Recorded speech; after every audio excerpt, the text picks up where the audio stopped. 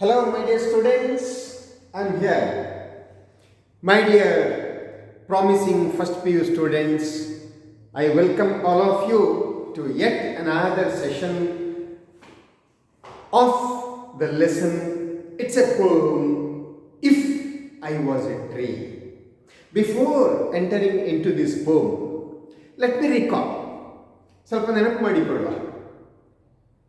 ನಿಮಗೆ ನಿಮ್ಮ ಪ್ರಾಥಮಿಕ ಶಾಲೆಯಲ್ಲಿ ಅಥವಾ ಪ್ರೌಢಶಾಲೆಯಲ್ಲಿ ಇರುವಾಗ ಕೆಲವು ಟೀಚರ್ಸ್ ನಿಮ್ಮ ಹತ್ರ ಕೇಳಿರ್ಬೋದು, ನೀನು ಏನಾಗಬೇಕು ಅಂತ ಇದ್ದೀಯಾ, what you wish to become. Probably as an answer to such questions you would have told, I want to become the prime minister, I want to become the auto driver, I want to become the bus driver, I want to become the flight engineer, I want to become a dam constructor. Something different. And probably the second question would have followed by your teacher, why you want to become that. ನೀವು ಅದು ಯಾಕೆ ಆಗಬೇಕು ಅಂತ ಬಯಸ್ತೀರಿ? ನಾನು doctor ಆಗಬೇಕು, ನಾನು engineer ಆಗಬೇಕು, ನಾನು ಫ್ಲೈಟ್ ಇಂಜಿನಿಯರ್ ಆಗಬೇಕು ಅಂತ ಹೇಳಿದರೆ ಯಾಕೆ ಆಗಬೇಕು ಅಂತ ಅವರು ಕೇಳಿರ್ತಾರೆ ಸಾಮಾನ್ಯವಾಗಿ, isn't it? So every justification is questioned why, ಯಾಕೆ ಅಂತ ಕೇಳ್ತಾರೆ. So similarly here we are going to discuss a beautiful poem today, If I Was a Tree. If I was a tree, ನಾನು ಒಂದು ಮರವಾಗಿದ್ದಿದ್ರೆ. And ಮೂಡ್ನಕೂಡು Chinnaswamy is the author of this poem. ಮೂಡ್ನಕೂಡು Chinnaswamy, he is a ಕನ್ನಡಿಗ, ಅವರು ಕನ್ನಡದವರು. He wrote the poem in Kannada and Royana Hill translated this poem from Kannada to English. Fine. So here, Mudnakudu Chinnaswamy, the original author of the Kannada poem, he presents in this poem, if I was a tree, why he wanted to become the tree. ಯಾಕೆ ಮರವಾಗಬೇಕಿತ್ತು, ಮರವಾಗಿದ್ದಿದ್ರೆ ಏನು ಪ್ರಯೋಜನ ಇತ್ತು, ಅಥವಾ ಅದನ್ನು ಹೇಳುವ ಮೂಲಕ ಈಗ ಮರಗಳು ನಮಗೆ ಏನೆಲ್ಲ ಪ್ರಯೋಜನವನ್ನು ಕೊಡುತ್ತಾ ಇವೆ. It's A deep thought about the nature. ಪ್ರಕೃತಿಯ ಬಗ್ಗೆ ಬಹಳ ಗಾಢವಾದಂಥ ಒಂದು ಯೋಚನೆ ಈ ಪದ್ಯದ ಸಾಲುಗಳಲ್ಲಿದೆ. ನಾನು ಮರವಾಗಿದ್ದಿದ್ರೆ ಏನು ಪ್ರಯೋಜನ ಆಗ್ತಿತ್ತು ಅಂತ ಮೂಡ್ನಕೂಡು ಚಿನ್ನಸ್ವಾಮಿ ಹೇಳ್ತಾ ಹೋಗುವಾಗ ಪರೋಕ್ಷವಾಗಿ ಈಗ ಮರಗಳು ಏನು ಮಾಡ್ತಾ ಇವೆ ಅನ್ನುವುದನ್ನು ಕೂಡ ನಮಗೆ ಹೇಳಿದ ಹಾಗೆ ಆಗ್ತದೆ. So therefore two main concerns throughout the poem. One is helping nature. ಇನ್ನೊಬ್ಬರಿಗೆ ಸಹಾಯ ಮಾಡುವಂತಹ ಒಂದು ಪ್ರವೃತ್ತಿ. ನಮ್ಮಲ್ಲಿ ಇನ್ನೊಬ್ಬರಿಗೆ ಪರೋಪಕಾರ ಮಾಡುವಂಥ ಪ್ರವೃತ್ತಿ ಇರಬೇಕು ಅಂತ ಒಂದು ಸಂದೇಶವನ್ನು ಕೊಡ್ತಾರೆ. You might have heard the Kannada proverb, ಪರೋಪಕಾರಂ ಇದಂ ಶರೀರಂ, ಪರೋಪಕಾರಾರ್ಥಂ ಇದಂ ಶರೀರಂ. ನಮ್ಮ ಶರೀರ ಇರುವುದೇ ಇತರರಿಗೆ ಸಹಾಯ ಮಾಡುವುದಕ್ಕೆ. ಅದನ್ನು ಹೆಲ್ಪಿಂಗ್ ನೇಚರ್ ಅಂತ ಕರೀತಾರೆ. That is the first point discuss. And second, being humane, ಮಾನವೀಯತೆಯೊಂದಿಗೆ ಇರುವಂಥದ್ದು, ಮಾನವೀಯ ಗುಣಗಳನ್ನು ರೂಢಿಸಿಕೊಂಡು ಇರುವಂಥದ್ದು. ಸೊ ಬರೀ ಈ ಮಾನವ ದೇಹದ ರೂಪ ಬಂದ ಕೂಡಲೇ ನಾವು ಮನುಷ್ಯರಾಗುವುದಿಲ್ಲ. ನಾವು ಮನುಷ್ಯರಾಗಬೇಕಿದ್ರೆ ಕೆಲವು ಮಾನವೀಯ ಗುಣಗಳು ನಮ್ಮಲ್ಲಿ ಇರಬೇಕಾಗ್ತದೆ. Just because of the body of a human type we will not become the humans. We become the humans only if we have the humane qualities, or what we call the humanitarian qualities. ಮಾನವೀಯ ಗುಣ, ಈ ಮನುಷ್ಯತ್ವ ಅಂತ ಹೇಳ್ತಾರಲ್ಲ, ಅದು ಇದ್ದರೆ ಮಾತ್ರ ನಾವು ಮನುಷ್ಯರಾಗಲಿಕ್ಕೆ ಸಾಧ್ಯ, otherwise no. Fine. Let's take the lines, let's read the lines of this poem. Come to page number 54. If I Was a Tree by Mudnakudu Chinnaswamy. Fine. Let me read the poem for you. And before that, just look at a picture there. See, there is a tree. Under the tree, there is a cow. And inside the picture of the cow, something is there. What is that? According to Indian belief, according to Sanatana belief, according to Hindu belief, the cow is sacred because it contains all the gods and goddesses in its body. ಒಂದು cow, ಒಂದು ಹಸು ಯಾಕೆ ಭಾರತೀಯರಿಗೆ ಶ್ರೇಷ್ಠ ಅಂತ ಹೇಳಿದರೆ, ಗೋವಿನ ಒಳಗೆ ಎಲ್ಲ ಥರದ ದೇವರುಗಳು ದೇವತೆಗಳು ಇರ್ತಾರಂತೆ. Just a minute. Yes, thank you. So the cow is meant sacred for that reason. All the gods and goddesses are inside the body of a cow. Fine. So that is depicted here. ಆ ಚಿತ್ರವನ್ನು ಇಲ್ಲಿ ಕೊಟ್ಟಿದ್ದಾರೆ. Now let's read the poem. If I was a tree, the bird wouldn't ask me before it built its nest what caste I am. When sunlight embraced me, my shadow wouldn't feel defiled. My friendship with the cool breeze and the leaves would be sweet. Raindrops wouldn't turn back, taking me for a dog eater. When I branch out further from my roots, Mother Earth wouldn't flee shouting for a bath. The sacred cow would scrape her body on my bark, scratching wherever it itched. And the 300,000 gods sheltering inside her would touch me. Who knows, at the end, hacked into pieces of dry wood, burning in the holy fire, I might be made pure, or becoming a bear for a sinless body, be borne on the shoulders of 4 good men. Yes, what a beautiful explanation. And here really we get a beautiful picture. If we were the trees, what would have been the advantages? ನಾವು ಮರವಾಗಿ ಇದ್ದಿದ್ರೆ ಏನು ಪ್ರಯೋಜನಗಳು ನಮಗೆ ಇರ್ತಿತ್ತು ಅನ್ನುವಂಥದ್ದು ನಮಗೆ ಇಲ್ಲಿ ಸಿಗ್ತದೆ ನೋಡಿ. Fine. See the first paragraph. If I was a tree, ನಾನು ಮರವಾಗಿದ್ದಿದ್ರೆ, the bird wouldn't ask me, ಹಕ್ಕಿ ಒಂದು ಪಕ್ಷಿ ಬಂದು ನನ್ನ ಮೇಲೆ, ಈಗ ನಾನು ಅಂದರೆ ಮರ, ಪಕ್ಷಿ ಬಂದು ನನ್ನ ಮೇಲೆ ಕುಳಿತುಕೊಳ್ಳುವಾಗ ಅದು ಕೇಳ್ತಿರ್ಲಿಲ್ಲ. ಏನು ಕೇಳ್ತಿರ್ಲಿಲ್ಲ? ವಾಟ್ ಕಾಸ್ಟ್ ಐ ಆಮ್, ನೀನು ಯಾವ ಜಾತಿ ಅಂತ ಕೇಳ್ತಿರ್ಲಿಲ್ಲ. whereas we the human beings, what we do, often we ask, which is your caste, which is your religion, what the hell, why do you want that? That is not human quality.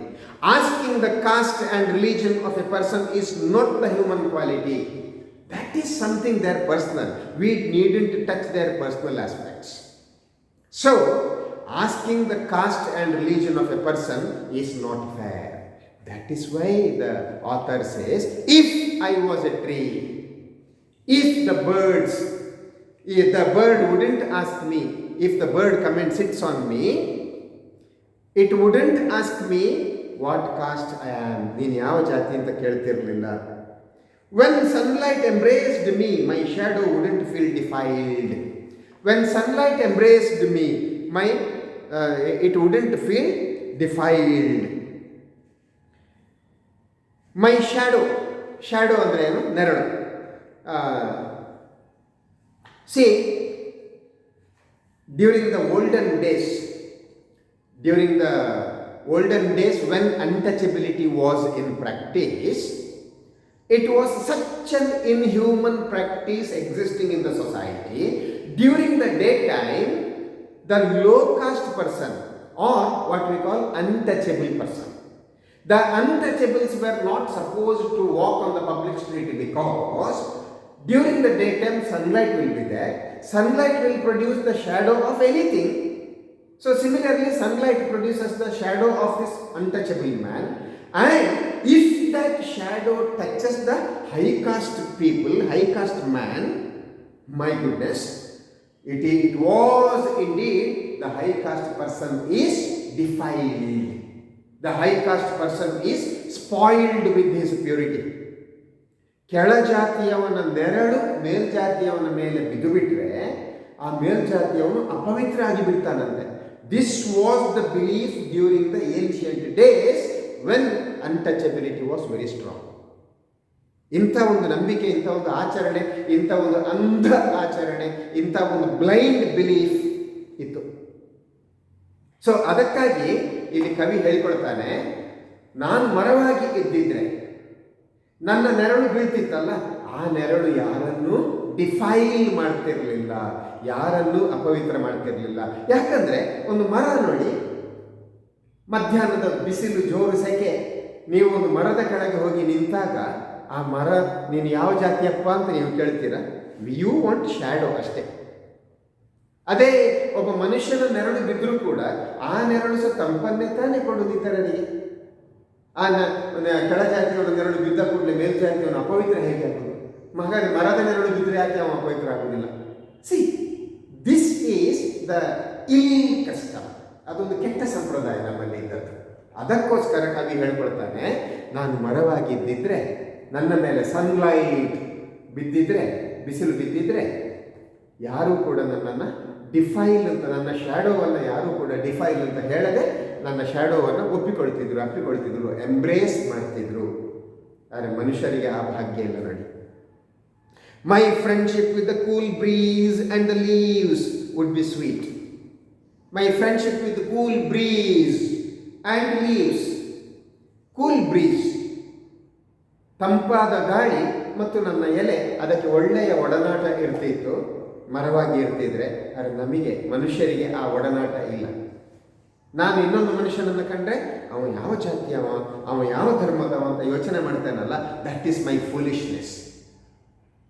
ಒಬ್ಬ ಮನುಷ್ಯನನ್ನು ಕಂಡಾಗ ನೀನು ಯಾವ ಜಾತಿ ಯಾವ ಧರ್ಮ ಅಂತ ಕೇಳಿದರೆ ಅದಕ್ಕಿಂತ ದೊಡ್ಡ ಕ್ರೈಮ್ ಬೇರೆ ಇಲ್ಲ.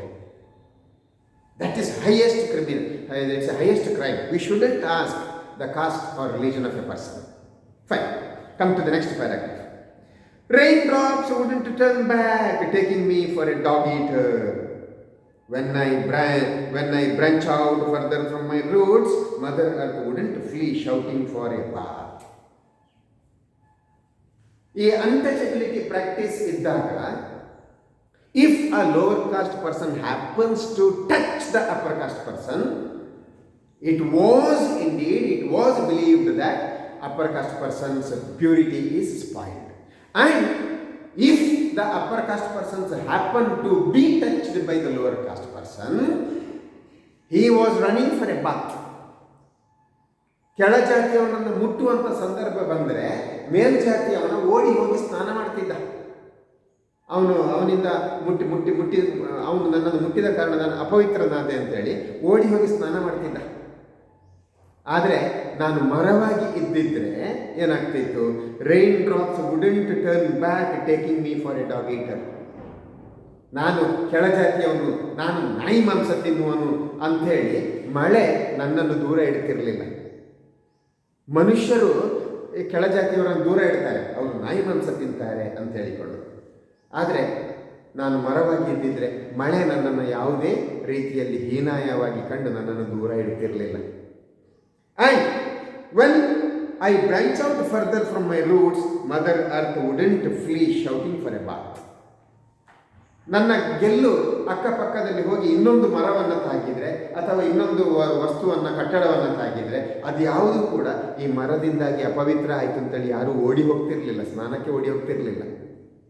ಆದರೆ ನಾವು ಮನುಷ್ಯರು, ಕೆಳಜಾತಿಯವರು ಬಂದು ನಮ್ಮನ್ನು ಮುಟ್ಟಿದರೆ ನಾವು ಅಪವಿತ್ರ ಆಗ್ತೇವೆ ಅನ್ನುವಂಥ ಭಾವನೆ ಅಪ್ಪರ್ ಕಾಸ್ಟ್ನವರಲ್ಲಿ, ಮೇಲ್ಜಾತಿಯವರಲ್ಲಿದೆ. ಸ್ನಾನಕ್ಕೆ ಓಡಿ ಹೋಗ್ತಾರೆ.